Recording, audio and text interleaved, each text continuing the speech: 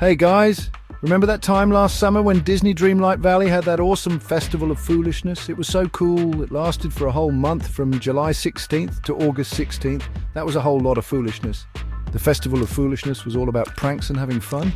The best part was that it was a text-based adventure. That means you got to read a story and make choices for your character. It was like those choose-your-own-adventure books, but with Mickey Mouse. I almost forgot to mention you could play the adventure on the Disney Dreamlight Valley website or on their Discord server. It was super easy to find and everyone was talking about it. I even convinced Rowley to play it with me. The coolest part of the Festival of Foolishness was that you got to hang out with all your favorite Disney and Pixar characters. I'm talking Mickey Mouse, Moana, Buzz Lightyear, the whole gang in the game. You got to go on missions with these characters. But these weren't your typical missions. These missions involved some serious pranking. You could help Donald Duck pull a fast one on Goofy, or you could team up with Woody to prank Buzz. You even got to choose what kind of pranks you wanted to pull. Do you want to go for the classic whoopee cushion on the chair gag? Or maybe you're feeling a little more adventurous and want to try a bucket of water over the door trick? Now, I know what you're thinking. Pranking is hilarious, but hold your horses because the Festival of Foolishness had a twist.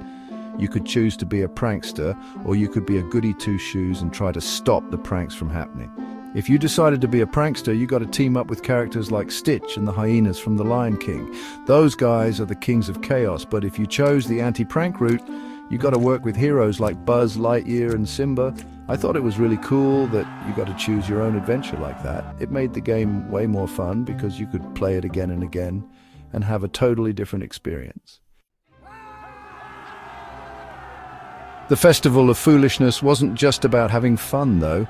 There were also rewards involved. Throughout the adventure, you could find 9 secret codes. These codes would give you cool stuff in the actual Disney Dreamlight Valley game, like furniture, clothes and decorations. And the best part is, there were different endings depending on the choices you made. If you were a really good prankster or a really good prank stopper, you got a special ending that was different from everyone else's.